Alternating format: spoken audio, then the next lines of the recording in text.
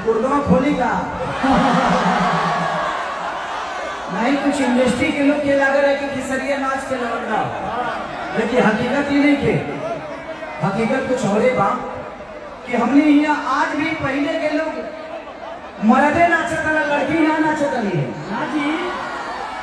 लेकिन हम तो ना चुनाइए नहीं कि हम तो पहले फौज में रहनी, उसके बाद रहे हाँ नाचे के आदत कर रहा है, इस तरी नाच लेगा दोसर का। और मेहरानू के भाव तक हम बढ़िया कर जाएंगे करीब ना।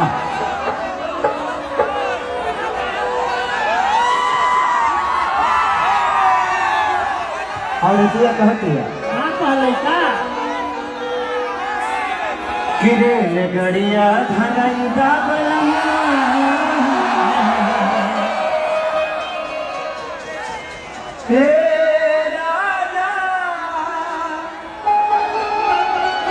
ये पिया हो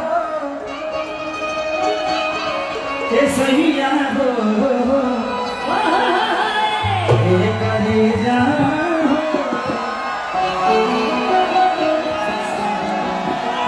गिरे गड़िया भागई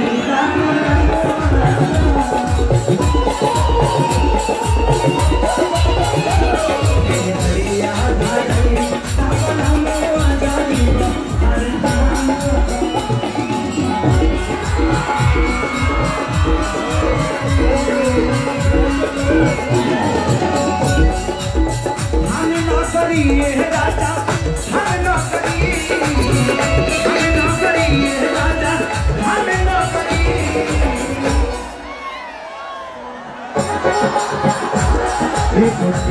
ठिका जाई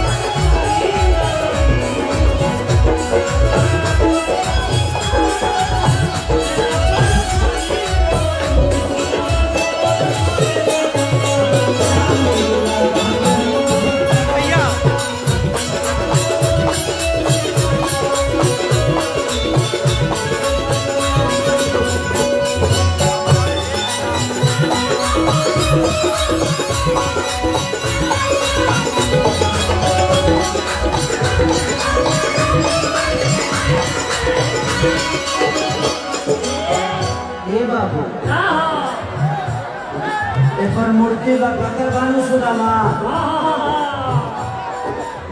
सुनी देखी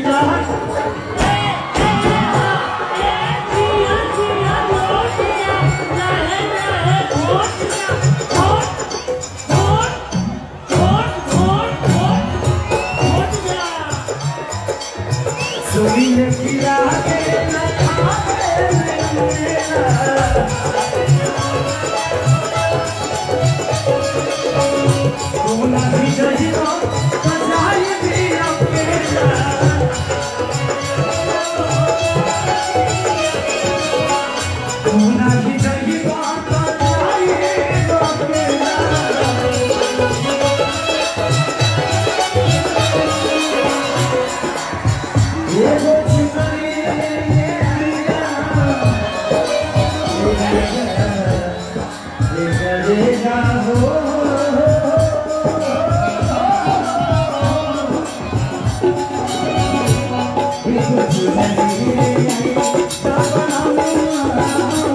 Thank you.